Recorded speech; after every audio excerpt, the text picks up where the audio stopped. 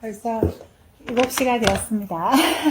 지난주는 즐거우셨나요? 오늘 저희 이 5월에 이 정말 절정에서 오늘 저희가 할 책은 니얼 퍼거슨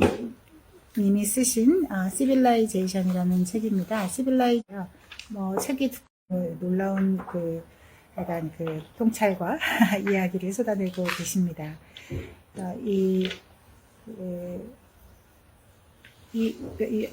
우리가 지난주에는 왜 이슬람을 했었잖아요. 그래서 이슬람이 제일 번성했던 이제 한 670년서부터 그 이후에 한 1300년대까지를 이야기하고, 그 이후에 그 찬란했던 이슬람이 정말 물거품처럼 사라지고, 하지만 오스만으로 이어졌던 시대에 이제 이슬람이 됐다면, 거기서 이제 그 찬란했던 그 중앙아시아의 어떤 역사가 다 없어지고, 그리고 나서 서양이 1500년서부터 지난 500년 동안 이 지구를 이제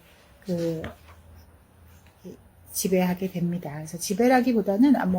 이 서양이 도대체 왜 서양이라고 하는, 서양의 역사는 다른 곳과 무엇이 달랐나 하는 지난 500년의 역사를 하는 것이 이 니얼 퍼거슨 작가님의 가장 큰 통찰이라고 볼 수 있습니다. 여기 맨 처음에 이제 라살라스라고 하는 그 책을 소개하면서도 왜 이 나라는 이렇게 잘 사는데 저 나라는 그렇게 되지 못했나. 그건 정말 우리 1900년대를 사는 전 세계의 모든 나라에서 왜 저 앵글로색슨 쪽들이 전 세계에 이렇게 많은 영향을 미치나, 왜 그 찬란했던 이 동양의 문화는 서양에 그런 영향을 미치지 못했나 하는 것이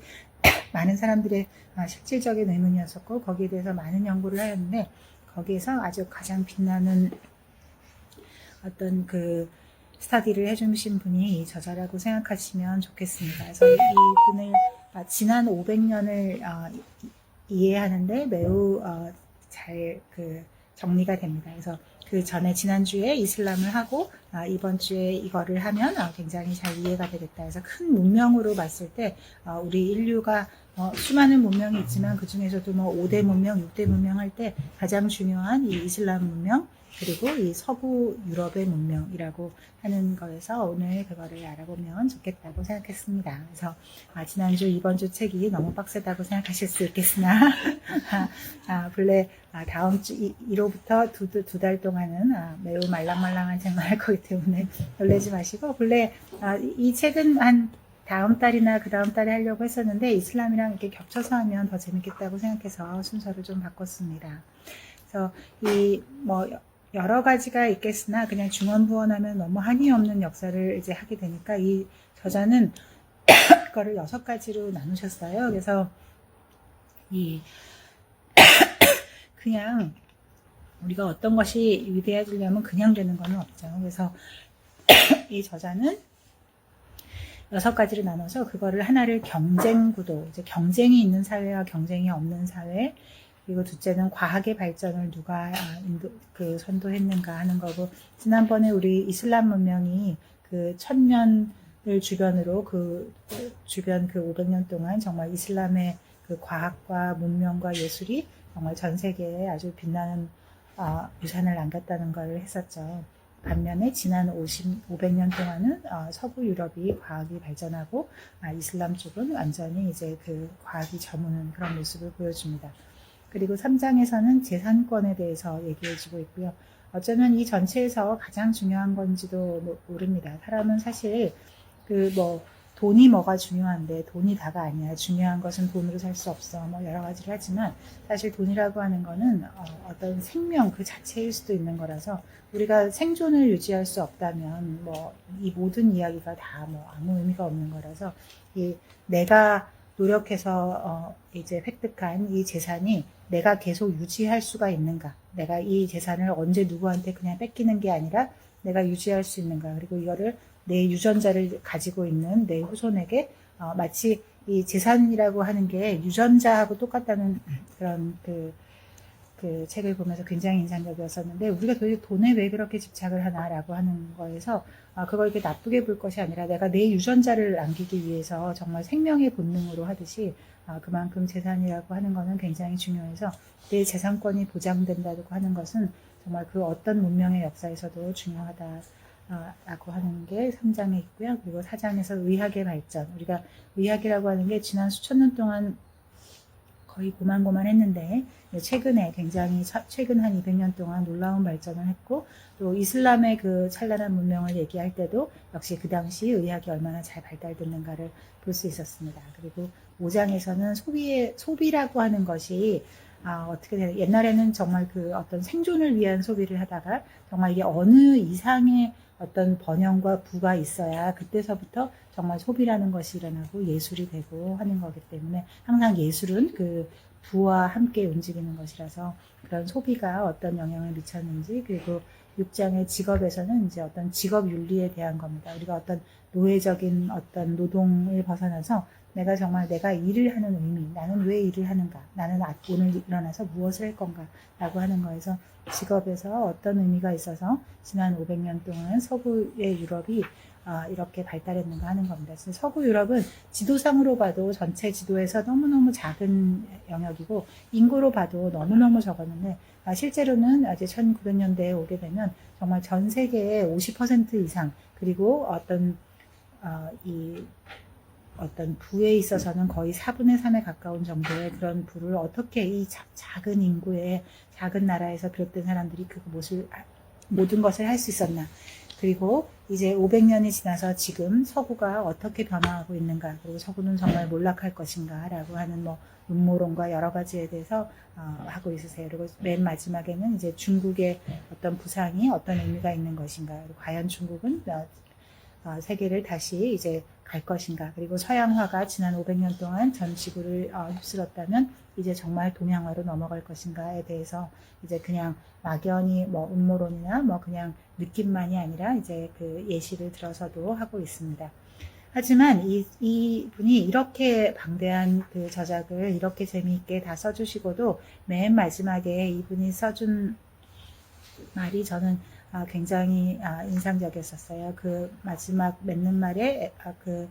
마지막 문단은 실제로 우리가 어떤 문명이라고 하는 것은 실제로 이렇게 우리 로마 세망사를 볼 때도 그랬었고, 우리가 이렇게 서서히 망할 것 같지만 그렇지가 않고 그냥 한순간에 몰락한다. 우리 여기서도 역사적인 고찰을 하면서 그게 로마일 때도 그랬고 일본일 때도 그랬고, 그 모든 명나라가 망할 때도 그랬고, 영국이 망할 때도 그랬고, 모든 나라가 그 찬란했던 도저히 그 아성을 아무도 그 넘사벽이었던 그 아성이 무너지는 데는 대개 한 10년 정도밖에 안 걸렸다. 그래서 거의 절벽에서 추락하듯이 그렇게 문명이라는 게 없어지기 때문에 어떻게 그 추락을 막을 수 있는가 하는 것인데, 우리 그 문명의 충돌이나 이런 책에서도 볼 때도 마지막에 보면 이제 최근에 이렇게 음모론 할 때는 이제 서양 제국주의가 나쁜 일을 많이 했기 때문에 벌 받아서 다 망할 거야, 그 부작용이 다 망할 거야라고 하지만 실제로 이제 많은 석학들이 하는 거, 그리고 이분의 마지막 주장에서도 이 모든 거를 해온 500년의 서구 유럽이었지만 그 서구 유럽이 망하는 것은 실제로는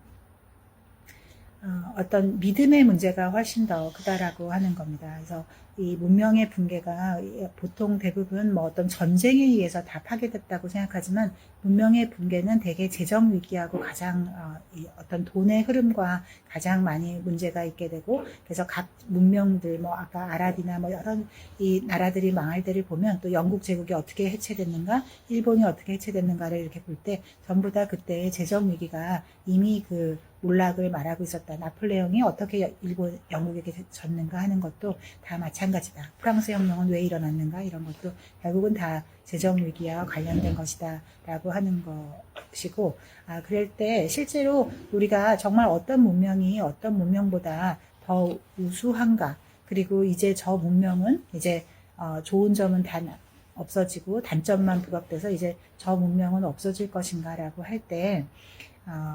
그러면 사람들은 대부분 또 어떤 사람들이 더 많이 하는 말에 편중하고 그래 그런 거래 이렇게 하지만, 이 저자가 맨 마지막 하신 말씀이 정말로 인상적인데,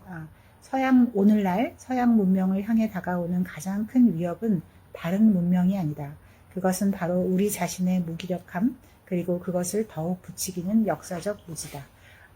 여기 앞에서도 이 서양에서조차 서양 학생들이 서양사를 잘 배우지 않으면서 이제 정말 뭐 나폴레옹하고 그때 이겨서 싸운 그 장군 이름이 뭐냐 그래도 거의 뭐 정말 아주 훌륭한 그 대학에 다니는 친구들한테 물어봐도 뭐 한 10몇 프로밖에 못 맞추고 놀라울 만큼 세계사에 대해서 무지하다라고 하는 것을 앞에 서론 쪽에서 말해주고 있는데, 우리가 이제 그런 어떤 지식적인 베이스가 없이 남이 하는 말, 특히나 요즘은 유튜브에서 뭐 그냥 이게 아주 자극적으로 뽑아낸 어떤 제목만 보고 뭐 세상은 이렇게 흘러왔었나 보지 이렇게 하는 것이 굉장히 위험하고, 실제로 모든 여기서도 이제 이분이 워낙 경제학자시니까 그 역사에서 중요했던 금융 붕괴가 일어났던 그런 대공황 이런 것들이 결국은 사람들의 믿음이 떨어지면서 된 거거든요. 실제로는 그냥 은행이나 이런 것들이 붕괴될 것이 아니었었는데 사람들이 막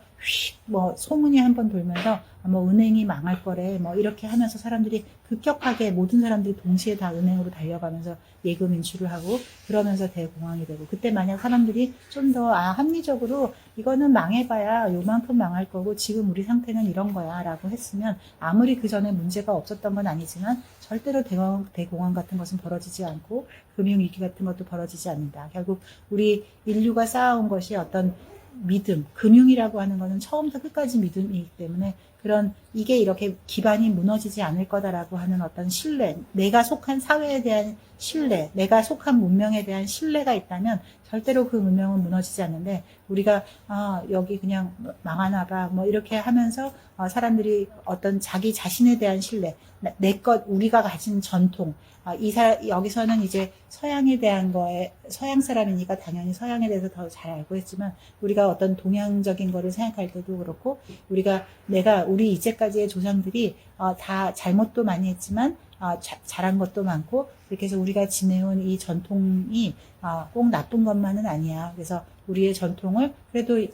우리가 뭐 물건을 쓰다 버릴 때도 그 물건이 정말 쓰레기가 순간적으로 되는 경우는 드물잖아요. 그냥 그 물건이 아주 매력적이었다가 어느 순간 그게 조금 나쁜 것도 이제 발견되면서 뭐 딴 거를 살까 뭐 이렇게 하면서 버리는 건데, 우리가 전통이라고 하는 것도 그렇게 하루아침에 자기 파괴적으로 우리 레닌의 혁명이나 프랑스 혁명이 했듯이 그렇게 자기 파괴적인 혁명을 할 것이 아니라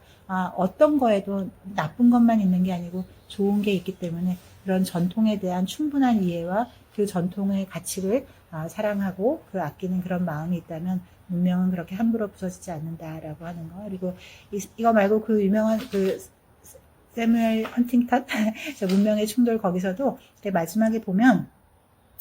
이 어떤 뭐 사람들은 막 그게 뭐 음모론적으로 막 이슬람이 카톨릭 사회를 뭐 이렇게 붕괴시킬 거다 하면서 이렇게 막 적대감을 하는데, 사실 그런 것 때문에 문명이 무너지는 것이 아니고, 문명이 충돌하거나 어떤 전쟁이 일어나는 것이 아니라 우리 거는 이게 별로다, 저게 더 좋아 보인다, 뭐 이렇게 뭔가 서양화가 끝나고 이제 동양이 뭔가 힘을 넣나, 서양 거 다 나쁘다, 동양 게 좋다, 기독교 다 나쁘다, 뭐 이슬람이 뭔가 더 힙해 보인다, 뭐 이런 식의 이런 어떤 자기를 부정하는 어떤 그런 것들이 결국 우리가 속한 어떤 모든 것을 파괴할 것이다라고 하는 거. 그리고 그 파괴는 매우 절벽에서 추락하듯이 그렇게 아주 충격적으로 순간적으로 발생한다라고 하는 것이 이분이 이제 하시는 것 같아요. 그래서 그런 어떤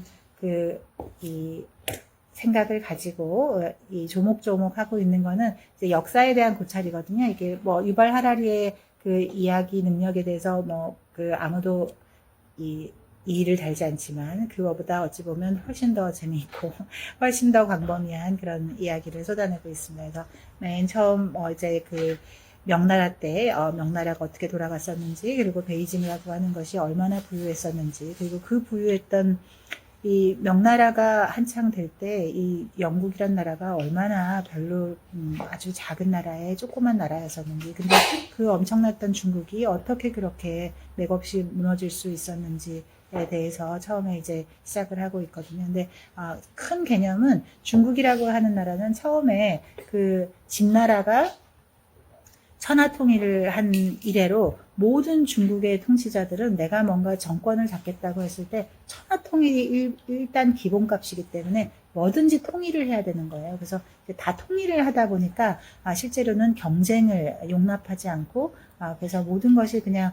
획일적으로 되다 보니까 이렇게 그 거대한 나라, 그 엄청난 농업 생산성, 서양하고는 비교가 안 되는 그런 풍요로운 상황에서도 이게 발전이 되지 않고 점점 침체하게 되는 반면 이 중국은 땅이 평야가 많기 때문에 아주 쌀 생산이 많고 잘 살 수밖에 없고 운하가 발달돼서 상업이 발달하고 이런 게 처음부터 있었지만 서양은 산도 높고 강도 작고 이런 것 때문에 다 조각조각 아주 조그만 뭐 이렇게 군소 이렇게 집단밖에 되지 못했던 그런 국가들이 끊임없이 경쟁하면서 이 사람이 뭐 시계를 처음 만들면 그 시계보다 조금 더 좋은 거 만들어야 되고 계속 그 어떤 분야에 대해서는 계속 그 옆 나라보다 좀 더 해야 되고 옆 나라가 저 기술을 이제 받아들이면 우리도 그 기술 받아들여야 되고 이런 것들이 이렇게 있어서 계속 발전할 수밖에 없었다라고 하는 거고 반면에 중국은 정말 원나라 때는 이제 전 세계에 대해서 굉장히 오픈돼 있어서 전 세계의 좋은 것들을 다 받아들이고 그것을 더 활성화하는 거였지만 명나라가 들어서면서부터는 그 좋았던 것을 다 이제 없애버리고 심지어 정화의 함대가 그 100년 뒤에 그 콜럼버스의 함대보다 얼마나 훌륭했지만 그것을 다 스스로 다 부셔버리고 심지어는 해금이라고 해서 바다로 나가면 이제 사형을 시키는 그런 것들을 하는 것이 얼마나 이 중국이란 나라를 이제 곤두박질 시키게 했나라고 하는 그런 것 그리고 정화의 함대가 어떻게 주행했는지에 대해서도 나와 있습니다. 그리고 정화의 함대가 실제로 이제 세 차례 여러 차례 이제 하면서 실제로 이제 호주랑 이런 것들을 가서 지금 중국이 이제 호주에 대해서도 오히려 호주가 본래 중국에 속한 나라라는 식의 어떤 역사 왜곡에도 큰 거를 제공하고 있습니다. 그래서 하지만 이제 포르투갈과 스페인은 어떻게 그 코딱지만한 나라에서 이 전 세계를 할 수 있었나에 대해서 이 포르투갈과 스페인이 서로 통일하려고 하지 않고 이 두 나라가 서로 경쟁했기 때문에 이런 것이 됐었다라고 하는 것이고 스페인 역사가 저는 사실 스페인 역사를 읽어도 도대체 뭐가 뭔지 이게 뭐 이슬람이 됐다가 또 뭐 기독교가 됐다가 또 그 같은 동시대에도 여기는 이슬람 저기는 가톨릭 그래서 굉장히 헷갈리는데 지난번에 그 이슬람 했을 때 그 챕터 중에 하나가 서이슬람이라고 하는 표현이 있는데 그 서이슬람이라고 하는 그 짧은 챕터를 읽으시면 정말 그 스페인 역사가 정말 잘 이해됐던 것 같아요. 도대체 우리가 보통 대부분의 역사책들은 이렇게 기독교에서 공부를 기독교 문학관에서 공부한 사람들이 이제 써놓은 책이다 보니까 막 도대체 이해가 퍼즐이 맞춰지지가 않는데 그 이슬람의 입장에서 본 스페인의 이 정말 전진과 후퇴를 이렇게 하는 그 역사를 보시면 중간에 이제 로마에서부터 저 기독교 나라로 도대체 그 사이에 무슨 일이 있었던 거야 뭐 무어이는 뭐고 이게 뭐지 하는 게 그 13장에 굉장히 잘 설명되어 있어서 그거를 보시는 것도 굉장히 좋을 것 같습니다. 그래서 이 스페인이 그렇게 이제 세계로 나가는 거에는 스페인과 포르투갈이 서로 이제 서로를 잡아먹었으면 그걸로 끝이었었을 텐데 이 사람들이 두 나라를 서로 잡아먹는 것이 아니라 전 지구로 눈을 돌렸었기 때문에 결국 전 세계를 이렇게 발견할 수 있었다고 하는 거. 하지만 스페인은 그거를 이제 굉장히 약탈적으로 이제 지배를 했었지만 영국은 약탈적이기보다는 워낙 이 북아메리카에 있는 게 하나도 없었기 때문에 그거를 어떻게 북아메리카하고 남아메리카가 전혀 다른 상황이 됐나. 많은 사람들이 궁금해했던 것이 만약 영국이 남아메리카를 발견해서 그 잉카 제국의 그 많은 금을 발견하고 만약 스페인이 북아메리카를 처음으로 발견해서 거기에 만약에 그 스페인식의 어떤 왕정을 했다면 지금의 아메리카는 어떻게 됐었을까라고 하는데 여러 이 역사적인 고찰을 통해서 이 저자가 오히려 얘기하는 거는 아마 다르지 않았을 것이다. 이렇게 지금과 매우 달랐을 것이다. 거꾸로. 왜냐하면 우리가 보통 또 막 이렇게 음모론 할 때는 뭐 영국이 제국주의에서 너무 나쁜 놈이라서 실제로 다른 나라의 식민지 당하는 게 낫지 영국의 식민지 된 나라는 아작이 났어. 그리고 뭐 인도 같은 나라 완전히 끝났잖아. 막 이렇게 얘기를 하는데 실제로 많은 역사책에서 쭉 고찰을 해보면 영국의 식민지를 했던 나라들은 영국에서 그 어떤 의원 내각제라든지 어떤 표현의 자유나 이런 어떤 대의민주주의가 했기 때문에 실제로 영국의 식민지를 받았다가 식민지에서 독립한 나라들은 오히려 지금 스스로 영국이 조직한 게 전혀 아닌데 그들 스스로 영연방을 다시 조직해서 이 영국과 같이 하려고 하는 반면에 이제 프랑스나 다른 나라에서 이제 했던 나라들은 실제로 너무나 이렇게 피폐해져서 특히나 스페인 쪽에 이제 그걸 했던 나라들은 완전히 나라가 파괴돼 버렸기 때문에 실제로는 일어서지 못하게 되어 있었다라고 하는 겁니다. 그리고 어떤 노예제나 이런 것도 이 노예제를 쓴 거는 아프리카 노예를 쓴 거는 북아메리카, 남아메리카가 다 똑같았지만 아이러니하게도 남아메리카에서는 어떤 인종의 혼용을 용인했었고 북아메리카에서는 그게 오히려 안 돼 있었던 것이 또 아이러니한 그 결과를 냈다라고 하는 것도 있습니다. 그리고 그 다음에는 이 향신료 전쟁이나 이런 것들은 이제 워낙 다 아시는 얘기니까요. 이렇게 하고 과학이라는 게 어떻게 지난 500년 동안에 서구 유럽에서만 독특하게 발달했었나라고 하는 거에서도 굉장히 여러 가지를 하고 있거든요. 그리고 의학의 발전이 실제로 1800년대 전, 1700년대 중반까지만 해도 전 세계 인구가 거의 공통적으로 지금 어떤 평균 수명의 절반밖에 안 됐었다는 거. 근데 1800년대 이후에 의학이라는 게 발전하면서 특히나 1850년 이후, 사실 현대의학이라고 하는 건 딱 이 150년의 역사이기 때문에 이렇게 해서 우리의 평균 수명은 거의 3, 4배 이상이 이제 되면서 전 세계의 인구가 이렇게 늘어날 수 있었던 것도 사람들이 살아남으면서 그런 게 됐었다라고 하는 겁니다. 그리고 어떤 현미경의 발달, 대포의 발달, 화약의 발달 이런 온갖 모든 종류의 어떤 과학 기술이 어떻게 서로 이제 이렇게 편지 왕국이라는 게 있잖아요. 그래서 그 유럽에서 각 나라에 있는 과학자들이나 어떤 철학자들이 서로 편지로 서간하면서 그래서 그것이 이제 지금의 저널이 되고 지금은 저널 그러면 어떤 논문 잡지라고 생각하지만 실제로 저널은 이제 에세이 같은 거잖아요. 그래서 그 당시에 이제 편지를 주고받았던 내가 이런 걸 발견했는데 이 현상에 대해서 어떻게 생각하냐 이런 것들을 이제 하는 것들이 결국 서양 사람들이 서로 오픈하고 서로의 집단 지성이 되면서 이렇게 과학이 발전한 것이 가장 컸다. 그리고 이 모든 이 찬란한 문명이 주기를 이렇게 하듯이 오스만 문명도 이슬람 문명도 처음에는 이제 파괴적이고 전쟁이지만 전쟁이 끝나고 나서 어떤 번영을 이루고 나면 그 다음엔 예술과 과학과 문명과 철학이 아주 찬란하게 빛나게 되는데 하지만 거기서 어느 이상을 넘어가게 되면 정체되고 이제 규제하고 이제 예술도 너무 이제 원리주의적으로 가면서 너무 어떤 극심한 어떤 종교 원리주의 이런 것들이 어느 문명에서나 다 발달하게 되면서 과학을 억제하고 또 철학을 억제하고 이런 것들 사회 이동을 억제하고 이런 것들이 모든 문명에서 이제 됐었다라고 하는 겁니다. 그래서 그 이후에 이제 이 조그만 나라들이 난립해 있었던 이 유럽에서 오히려 훨씬 더 찬란한 과학이 이제 발전하게 됐다라고 하는 거고 아까 조금 전에 이제 말씀드렸지만 재산권에 대한 것이 굉장히 큰데 이 재산권이 사실 서구 어떤 메소포타미아에서부터 맨 처음에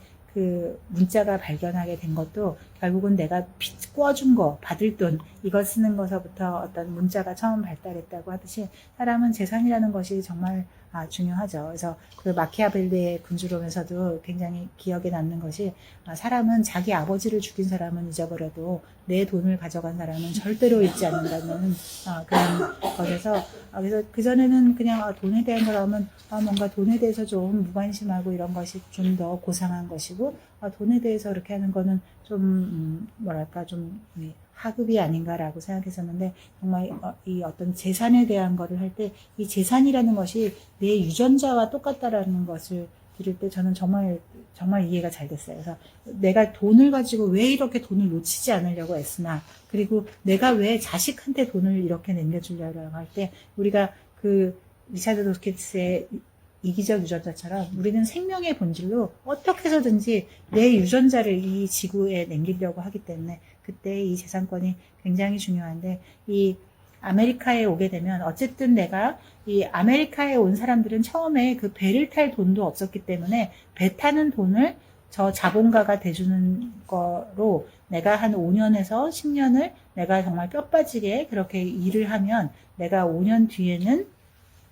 그 뱃삭도 이제 다 없어지는 거고, 거기서 내가 아무리 조금해도 땅을 살 수 있고, 그래서 내가 그 뱃삭을 이제 갚기만 하면 5년만 아프리카 노예나 할 거 없이 똑같이 그렇게 막 비참한 그런 노예 생활을 했지만, 그 노예 생활은 5년만 끝나고 나면 내가 이제 땅도 살 수 있고, 내가 자유를 얻을 수 있고, 그런 것들이 됐었기 때문에, 이 북아메리카에 이주를 한 어떤 그 계약 노예들은 이 아프리카에서 온 노예와는 매우 다를 수밖에 없었다라고 하는 겁니다. 그래서 맨 처음에는 당연히 북아메리카에서도 이제 그런 같은 백인이고 말이 통하는 백인 노예를 훨씬 더 많이 썼었지만, 실제로 이 사람들은 몇 년 있으면 자유인이 돼버리니까 이 아프리카에서 가져온 노예는 이제 대를 물려서 다 그 노예가 낳은 자식도 내 재산이니까 오히려 아프리카를 더 선호했으나, 좀 바보같이도 너무나 학대를 했기 때문에 실제로 노예들이 오는 과정에서도 뭐 반 정도가 죽게 되지만, 실제로 와서도 1년을 넘기는 사람이 한 반밖에 안 됐다고 해요. 그러니까 이걸 좀 쉬어가면서 먹여가면서 이제 일을 했어야 되는데, 내가 비싼 돈에 노예를 샀으니까 365일 24시간을 일하게, 그래도 격렬하게 일을 하게 되면 되게 1년 내에 한 반 정도가 죽기 때문에 이제 빨리 어떤 그 값을 회수하려고 하는 거였지만, 그게 오히려 더 노예제로서는 훨씬 더 손해인 그런 상황을 또 볼 수가 있습니다. 그리고 그 뒤에 결국은 그런 과학의 발전을 해서 과학 중에서도 특별히 이 의학이라고 하는 게 얼마나 다른가라고 하는 거에 대해서 하고 있고요. 그리고 에드먼드 버크의 이 프랑스 혁명에 대한 그런 고찰이 있는데, 이 프랑스 혁명이 지금은 이제 100년이 지난 다음에 프랑스 혁명의 어떤 빛과 그림자에 대해서 우리가 많은 그거를 알고 있지만, 100년이 지난 지금 사람들도 사실 그냥 상징적으로 뭔가 혁명 때려 엎는 거 다 좋아 보이고, 그 나쁜 사람들 죽이고 뭐 이렇게 뭔가 이런 상징적인 걸만 알지만, 버크가 그 프랑스 혁명을 고찰했을 때는 사실 그 혁명이 나고 바로 1년 뒤거든요. 바로 1년 뒤에 어떻게 그 이후에 100년 동안 그 프랑스 사람들이 치르게 될 그 끔찍한 것을 예언처럼 다 맞출 수 있었는지, 그런 거에 대해서도 어떤 통찰이 굉장히 빛나고, 그렇게 해서 우리가 전쟁이라고 하는 것이 얼마나 이제 끔찍한 그걸 했나, 그리고 국경 없는 의사회가 지금만 있는 것이 아니라 그 당시에도 사람들이 이제 그런 걸 돕기 위해서 했다라고 하는 거. 그리고 이 아프리카의 어떤 지배라고 하는 게 실제로 의학의 발전이 되기 전까지는 실질적인 아프리카의 지배가 거의 불가능했었다는 거. 그러니까 1850년대 이후를 의학의 발전으로 친다면, 그 이후가 돼서 아주 적극적으로 아프리카를 유럽 사람들이 지배할 수 있게 됐었다고 하는 겁니다. 그래서 우리가 생각할 때 400년 동안 이렇게 수탈한 그런 것만 생각하지만, 그전에는 수탈을 하고 싶어도 풍토병이 무서워서 워낙 유럽 사람들이 가면 다 죽었기 때문에 오히려 할 수가 없었고, 이 의학의 발전이 또 아이러니하게도 이 아프리카의 지배를 공고히 했다라고 하는 겁니다. 그리고 어떤 소비 형태에서도 그 전까지는 한 1800년대 전까지만 해도 사람들은 그냥 생존해서 밥 먹는 게 모든 거에 그거 다였기 때문에 소비라는 게 일어나기 굉장히 힘들었었는데, 정말로 어느 정도의 이제 부가 형성되고 산업혁명에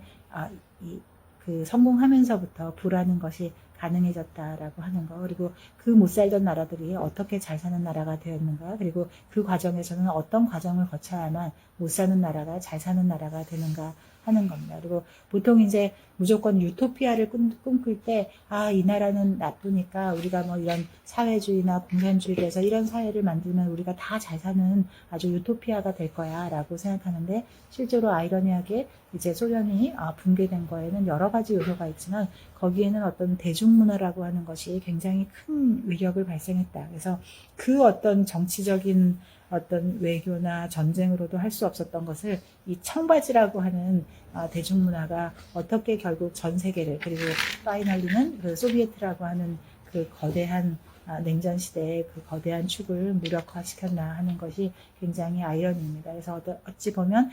세상은 어떤 총으로 이루어지는 것이 아니라 그런 다른 어떤 문명의 그 어떤 문화에 의해서 그 만들어지고 붕괴된다는 것을 볼 수 있습니다. 그래서 전쟁이라는 것이 반드시 우리가 어떤 나라가 어떤 나라를 이기는 것이 반드시 총과 대포로 이기는 것이 아니고 이런 문화의 힘이 훨씬 더 강력하다라고 하는 것을 말해주고 있으세요. 그리고 6장에서는 어떤 직업윤리, 우리가 어떤 체제에 따라서 왜 우리 지난번에 왜 국가는 실패하는가에서 어떤 나라 사람들은 게으르고 일을 하려고 하지 않고 어떤 나라 사람들은 열심히 일을 하고 그런 거에서 여러 가지가 있지만 실제로 아까 어떤 사유재산의 어떤 그 인정 이런 것들이 굉장히 중요해서 심지어는 왜 징기스칸이 어떻게 그렇게 모래알처럼 흩어져 있었던 중앙아시아를 그렇게 한순간에 할 수 있었나 해서 중앙아시아의 어떤 그 시절 12세기에 또 다 어찌 보면 옛날에는 우리 기본적으로 다 공산주의 국가였으니까 옆 부족을 약탈해서 옆 부족 죽이고 다 약탈해 왔으면 모두가 골고루 나눠 갖는 거였었는데 징기스칸 때서부터 정말로 획기적으로 너가 얻은 것은 너가 가져라. 그리고 너 가족이 그걸 물릴 수도 있다고 하는 것은 정말 획기적인 거였기 때문에 그 사람들이 자기의 목숨을 걸고 그렇게 다 싸우고 아니면 복속하고 내가 차라리 징기스칸 부족에 복속하는 것이 앞으로 내가 싸워서 얻는 게 다 내 거라고 된다고 하면 어찌 보면 그 시대에 그 초원에서 어떤 자본주의의 사유재산의 개념이 처음 됐기 때문에 그렇게 많은 사람들의 그 호응을 받을 수 있었다고 하는 그런 평을 본 적도 있습니다. 그래서 하고 이제 500년 전에 동안은 도대체 서양에서 무슨 일이 있었나라고 하면 여기도 옛날에 다 이제 못 먹고 살고 이렇게 하니까 뭐 자본을 축적할 것도 없고 축적할 것도 없으니 뭐 공산주의 사회주의 할 것도 없고 그냥 생존 자체가 겨우 힘들었었지만 이제 드디어 이제 개신교, 카톨릭이 아닌 이제 개신교가 되면서부터는 이제 칼벤주의나 이런 데에서 엄격한 근육주의, 사치를 이제 하지 않고 게으름 피우지 말고 열심히 이제 돈을 번 다음 그 돈을 버는 행위 자체가 어떤 돈독이 올라서 하는 게 아니라 하늘이 너에게 이번 생에 주신 어떤 사명을 이루는 것이고 거기서 얻은 돈은 저축을 꼬박꼬박해서 그 돈으로 또 다른 어떤 사명을 이룰 수 있는 어떤 돈의 어떤 종자가 되도록 하라고 하는 것이 굉장히 중요한 논리를 했다라고 하는 어떤 막스 베버의 거를 처음 해주고 있고 또 다른 사람들이 어떤 막스 베버의 어떤 그 내용을 막 비판하는 것도 많아서 그것도 틀렸대 그것도 잘못 본 거야 라고 하지만 우리가 어떤 철학 논리나 어떤 논리들을 볼 때 어떤 논리가 정말로 그 정도로 의미가 있다면 그 논리에 한 7, 80%는 맞고 한 20, 30%는 또 바뀐 상황이나 미처 발견하지 못한 어떤 개인의 학자가 다 발견하지 못한 다른 것들이 있기 때문에 거기서 우리가 어떤 사람이 쓴 어떤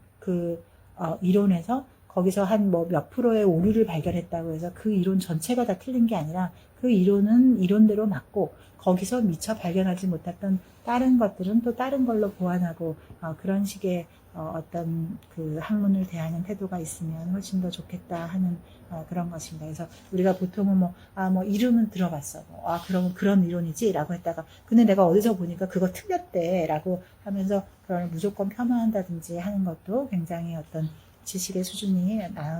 낮은 어떤 무지의 소산이 될 수 있다. 그리고 그 무지가 얼마나 우리의